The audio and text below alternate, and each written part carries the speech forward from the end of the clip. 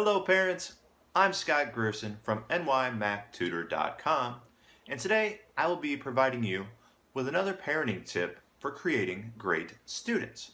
Today's lesson is all about motivation.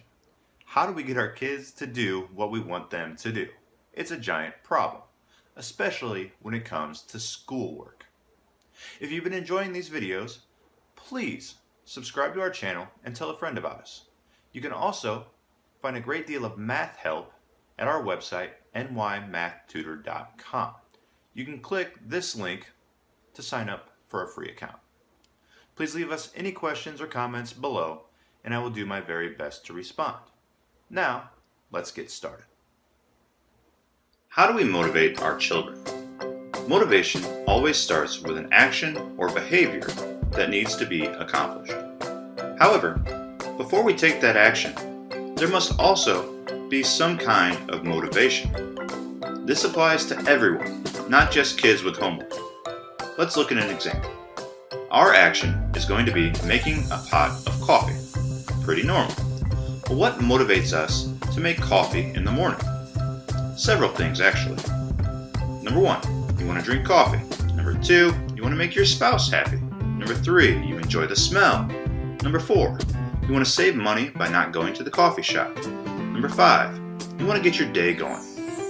All of these things can motivate you to make a pot of coffee. Now, what reward do we get after we have made that coffee? Let's look at our list again. So we get to drink delicious, fantastic coffee. We get the caffeine, makes us feel great. We get to drink the coffee. That makes sense. Number two, does your spouse praise you? Well, depending on your spouse, maybe or maybe not. I do not always get praise for making a pot of coffee in the morning. Sometimes I do, sometimes I don't. Number three, it does smell very good, but do you actually notice it? Are you consciously aware that the brewing coffee is making a good smell? Well, if you are aware of it and you're mindful of it, that's a nice reward. Number four, are you aware that you're saving money? Now, if you have a mechanism in place to show you that each week you're saving, say, $35 by making the coffee at home instead of going to the coffee shop, then yes, you're definitely aware of it. And that's a nice reward. And number five, does your brain actually click into action when you've had that coffee? Well, mine certainly does every single morning. My brain starts working the second I've had that coffee. Let's talk a little bit more about these rewards because they fall into two very different categories. We have intrinsic rewards and extrinsic rewards. An intrinsic reward is an intangible award of recognition, a sense of achievement, or a conscious satisfaction. An extrinsic reward is an award that is tangible or that is physically given to you for accomplishing something. So if we go back to our example of drinking coffee, a good smell and money are extrinsic rewards. You can smell or touch with your senses those rewards.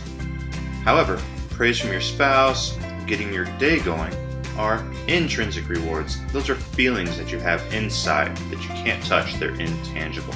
So that's the difference between extrinsic and intrinsic rewards. You'll find that most activities have a combination of motivations and rewards. Many researchers will tell you that it's most important to use intrinsic rewards. I believe that a combination of intrinsic and extrinsic rewards are necessary to motivate a child to do better in their education.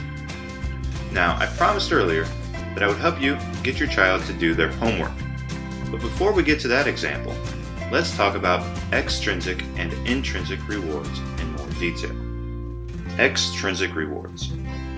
You see this in almost every classroom you walk into. Maybe children are given stars for reading books or stickers for doing their homework. These are very common examples of extrinsic rewards that motivate students. Extrinsic rewards work great in circumstances where the students place a very high value on that reward.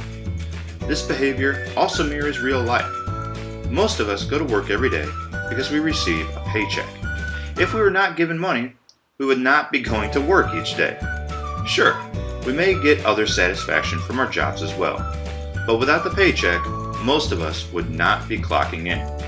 However, if you don't care about the reward, this method will not be effective at all.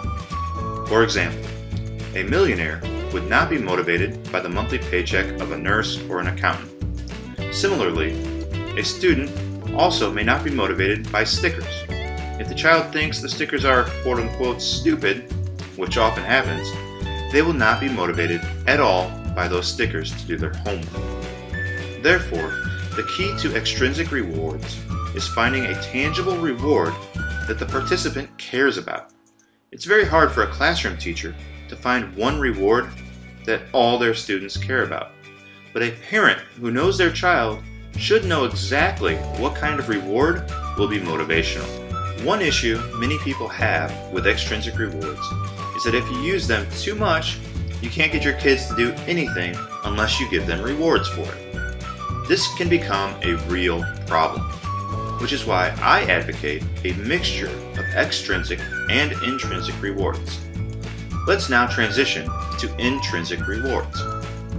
Intrinsic rewards are intangible. They are an incredibly valuable form of motivation. However, they can often be much more time-consuming and difficult to set up. Let's say, for example, that your child hates doing math. Just absolutely hates it. It is going to be very difficult to set up an intrinsic reward. The child doesn't care about the material. They don't care if they ever get better at it, and they may not see why they need math skills in the first place. These are huge challenges to getting a child to do their math work. So how do we create intrinsic rewards? In doing research for this topic, I came across an incredible blog which lists 8 ways to make intangible rewards matter to kids. The blog is called sleepingshouldbeeasy.com. In another video, I go into detail about each of these 8 methods. You can click here to watch the video now. So, if intrinsic rewards are more powerful than extrinsic rewards, why don't we use them all the time? Well, the answer is simple. They're more difficult and they're more time-consuming. Plus, extrinsic rewards can teach us things as well. There are only so many hours in a day, and most of us do not have the time to fight every battle with our kids. My recommendation is that you set up as many intrinsic rewards as possible, but you should use extrinsic rewards as well. Dave Ramsey has a great book called Smart Money, Smart Kids. One thing that always stuck with me from that book is that kids need to have a framework where they can do chores to earn money because this teaches them the value of hard work and money. However, you cannot pay kids for every task. There are some chores they do for quote-unquote the good of the family. Those chores have intrinsic rewards. This mixture of extrinsic and intrinsic rewards seems to be the most effective method of motivation, and that's why I recommend to you to use a mixture of extrinsic and intrinsic rewards to motivate your kids. I hope you enjoyed the video this week. Please subscribe to our channel and tell a friend about us. If you have any questions or comments, you can leave them in the comments section below, and I'll do my very best to get to each and every one. If you do have other questions, you can send me an email to nymathtutor9@gmail.com. We hope you have a great week. We'll see you next time. Bye.